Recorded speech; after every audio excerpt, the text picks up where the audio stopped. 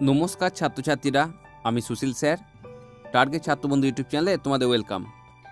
এখন আমি তোমাদের জন্য উচ্চ মাধ্যমিক সংস্কৃতের একটি গল্প আর্যাবর্ত বর্ণনামের দ্বিতীয় পার্টের লাইন বাই লাইন পাঠ, অর্থ, গুরুত্বপূর্ণ কিছু শব্দার্থ, সংস্কৃত প্রতিশব্দ এবং ভাব সম্প্রসারণ নিয়ে আলোচনা করব।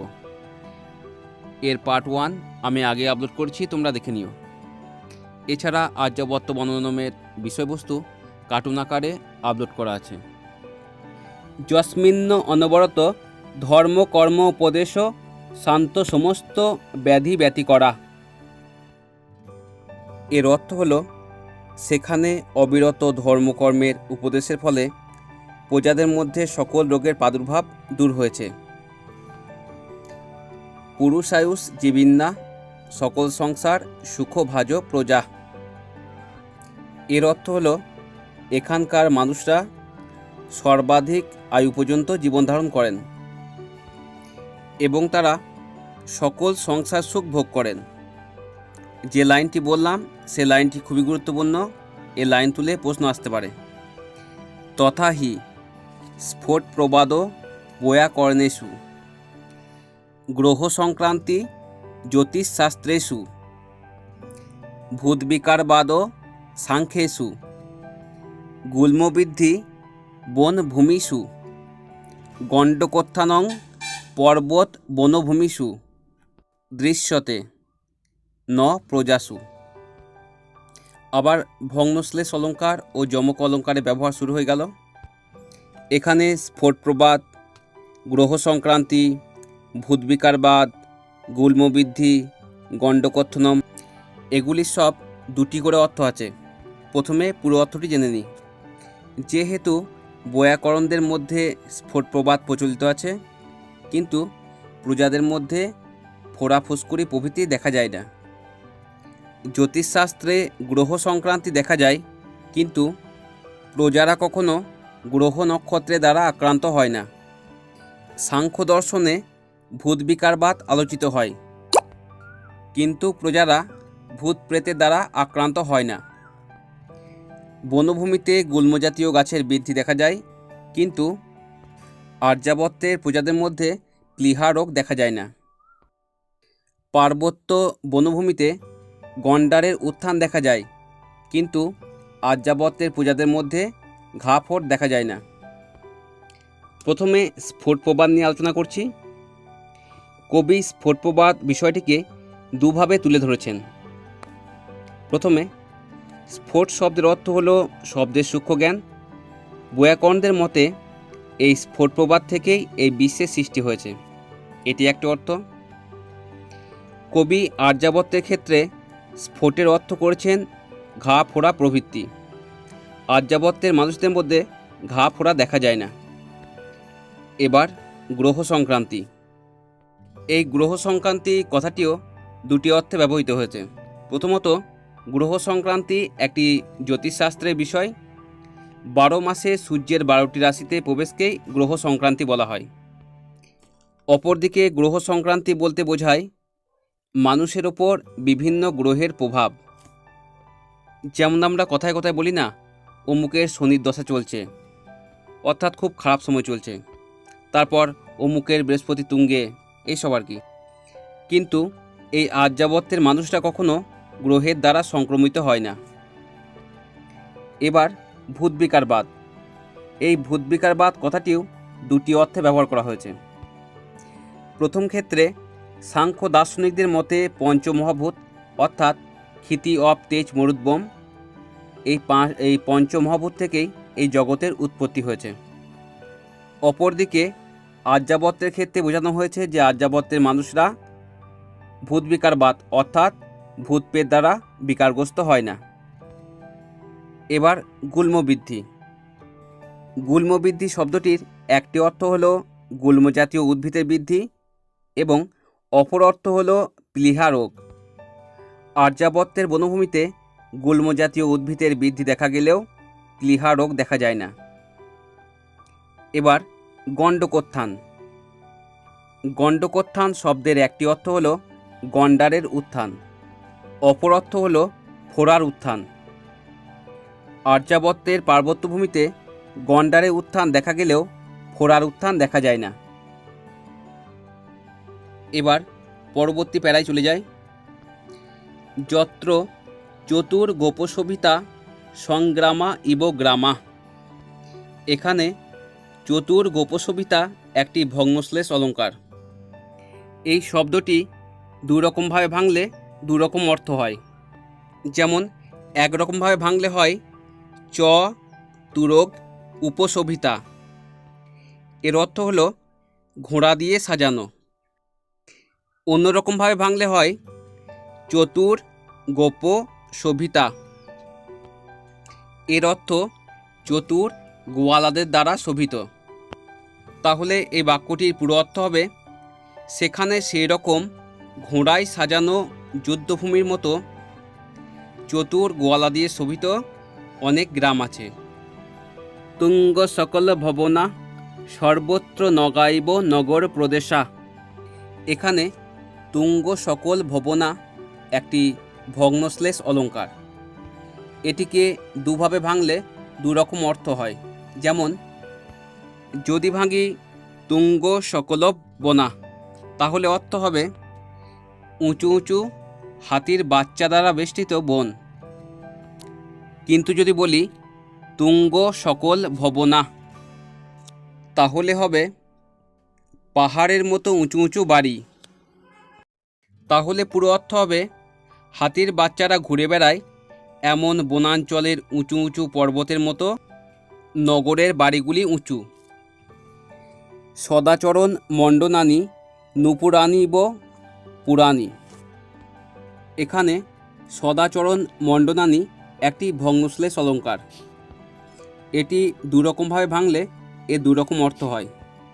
যদি ভাঙি সদা চরণ মণ্ডনানি, তাহলে এর অর্থ হবে সদা মানে সবসময়, চরণ মানে পা, মণ্ডনানি মানে হচ্ছে অলঙ্কার। তার অর্থ হবে যে সবসময় পায়ের অলঙ্কার। যদি অন্যরকমভাবে ভাঙি, যেমন সৎ আচরণ মণ্ডনানি, তাহলে এর অর্থ হবে সজ্জনদের আচরণের দ্বারা অলঙ্কৃত। তাহলে এর পুরো অর্থ হবে নূপুর যেমন সবসময় পায়ের অলঙ্কার হয়ে থাকে, ঠিক তেমনি আর্যাবত্যে সজ্জনদের আচরণের দ্বারা অলঙ্কৃত অনেক নগর আছে। পরে সদানভোগা প্রভঞ্জন ইব জনা। এখানে সদানভোগা একটি ভগ্নশ্লেষ অলঙ্কার। এটি দুরকমভাবে ভাঙলে এর দুরকম অর্থ হয়।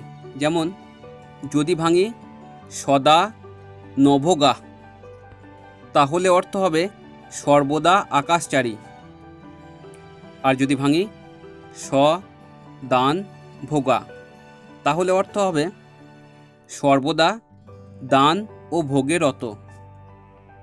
খুবই গুরুত্বপূর্ণ একটি শব্দার্থ প্রভঞ্জন।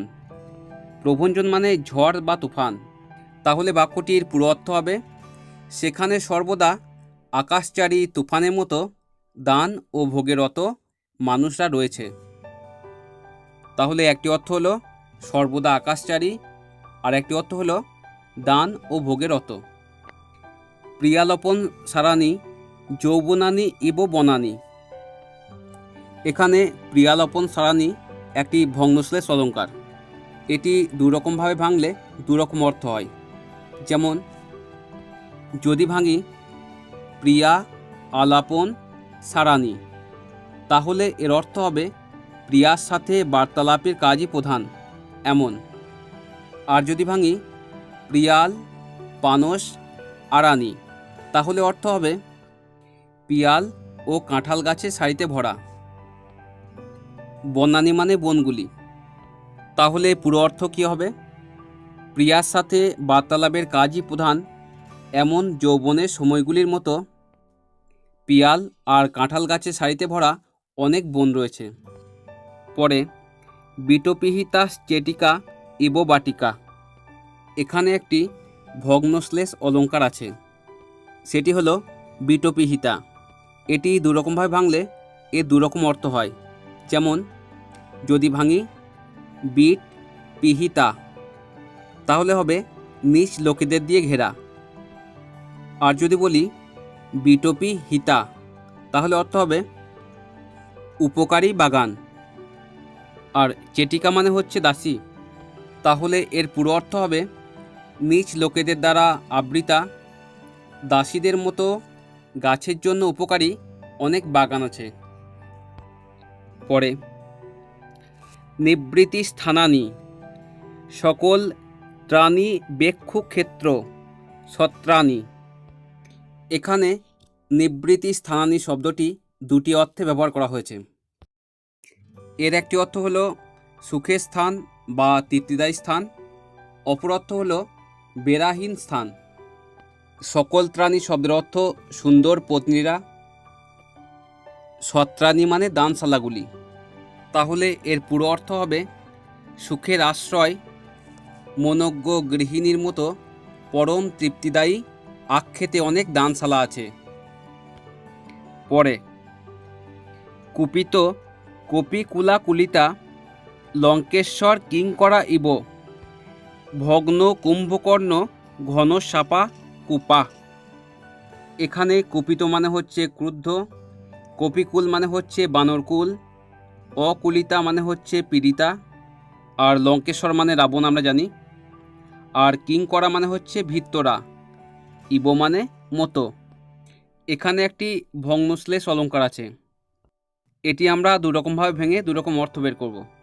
যদি বলি ভগ্ন কুম্ভকর্ণ ঘন সাপা, তাহলে অর্থ কী হবে? আমরা জানি ভগ্ন মানে ভাঙা, কুম্ভকর্ণ মানে রাবণের ভাই কুম্ভকর্ণ, আর ঘন সাপা মানে হচ্ছে ঘন ঘুম বা গভীর ঘুম। তাহলে পুরো অর্থ হবে কুম্ভকর্ণের গভীর ঘুম ভাঙানো। আর যদি ভাঙি ভগ্ন কুম্ভ কর্ণ ঘন সু আপা, তাহলে অর্থ কী হবে? ভগ্ন মানে ভাঙা, কুম্ভ মানে কলসি, কর্ণ মানে কানা, ঘন মানে গভীর, সু মানে সুস্বাদু, আপা মানে জলপূর্ণ, আর কুপা মানে হচ্ছে কুয়োগুলি। তাহলে এর অর্থ হবে কানা ভাঙা কলসির সাথে গভীর ও সুস্বাদু জলে পূর্ণ। তাহলে এর পুরো অর্থ কী হবে? ক্রুদ্ধ বানরের দ্বারা ব্যতিব্যস্ত রাবণের অনুচররা যারা কুম্ভকর্ণের গাঢ় ঘুম ভাঙিয়েছিল, তাদের মতো পাশে পড়ে থাকা কানা ভাঙা কলসির সাথে গভীর ও সুস্বাদু জলে পূর্ণ অনেক কুয়ো আছে। পরে সতীব্রতা উপদশা সূর্য দুতয় এব কুলস্ত্রিয়। এখানে সতীব্র তাপদশা একটি ভগ্নশ্লেষ অলঙ্কার, এটি দুরকমভাবে ভাঙলে এর দুরকম অর্থ হয়। যেমন যদি বলি সতীব্র তাপদশা, তাহলে এর অর্থ হয় তীব্র উষ্ণতার দোষে দুষ্ট। আর যদি ভাঙি সতীব্রত অপদশা, তাহলে কি অর্থ হবে? সতীব্রত পালনের ফলে যাদের দোষ দূর হয়েছে। তাহলে এর পুরো অর্থ কি হবে? তীব্র উষ্ণতার ফলে দুষ্ট, সূর্য কিরণগুলির মতো সতীব্রত পালনের ফলে সাধ্বী কুলনারীরা রয়েছে কোথায়? আর্যাবর্তে। অপিচ ভবন্তি ফাল্গুনে মাসি বৃক্ষ শাখা বিপল্লবা জায়ন্তে নতু লোকস্য কদাপিচ বিপল্লবা। এখানে বিপল্লবা শব্দটি দুটি অর্থে ব্যবহার করা হয়েছে। প্রথম বিপল্লবা শব্দের অর্থ হল পাতা শূন্য হওয়া, আর দ্বিতীয় বিপল্লবা শব্দের অর্থ হল সামান্যতম বিপদ। জায়ন্তে মানে জন্মায়। তাহলে পুরো অর্থ কী হবে? ফাল্গুন মাসে গাছের ডালপালাগুলি পাতা শূন্য হয়ে যায়, কিন্তু মানুষের কখনো ছিটে ফোটা বিপদ হয় না। এই লাইন দুটি ভাব সম্প্রসারণের জন্য খুবই গুরুত্বপূর্ণ, এটি আমি এখন বলে দিচ্ছি। ভবন্তি ফাল্গুনে মাসি বৃক্ষ শাখা বিপল্লবা জায়ন্তে নতু লোকস্য কদাপিচ বিপল্লবা। ফাল্গুন মাসে গাছের ডালগুলি পাতা শূন্য হয়ে যায়, কিন্তু মানুষের কখনোই ছিটে ফোটা বিপদ হয় না। আমরা আমাদের চারপাশে সবসময় ঋতু বৈচিত্র্য লক্ষ্য করি। এক ঋতুর এক এক রকম বৈশিষ্ট্য। কখনো প্রকৃতি ফলে ফুলে সৌন্দর্যে পরিপূর্ণ হয় এবং মানুষের কল্যাণ সাধন করে, আবার কখনো প্রকৃতি তার রুক্ষ শুষ্ক রূপ নিয়ে হাজির হয়, তখন মানুষের ক্ষতি সাধন করে। প্রাচীনকালে ফাল্গুন মাসে শীত ঋতু শেষ হতো, তখন গাছ থেকে পাতা ঝরে পড়ত, অর্থাৎ বৃক্ষশাখা বিপল্লব হতো। সেরকম বিভিন্ন দেশে মানুষ বিভিন্ন রকমভাবে জীবনযাপন করে। কোথাও প্রজারা খুব আনন্দে বসবাস করে, আবার কোথাও প্রজাদের বিপদের মধ্যে বসবাস করতে হয়। কোথাও প্রকৃতির আনুকূল্যে তাদের মধ্যে বিপল্লবা অর্থাৎ বিপদের লেশমাত্র থাকে না। সেখানকার মানুষরা ধার্মিক, তাই কোনো রকম অপরাধ কর্ম করে না। তারা সুস্থ সুন্দর হয়ে জীবনযাপন করে। এইভাবে কোথাও প্রকৃতির মধ্যে গাছের বিপন্নতা ও কোথাও মানুষের সুস্থ শান্তিময় জীবনের কথা উল্লেখ করা হয়েছে।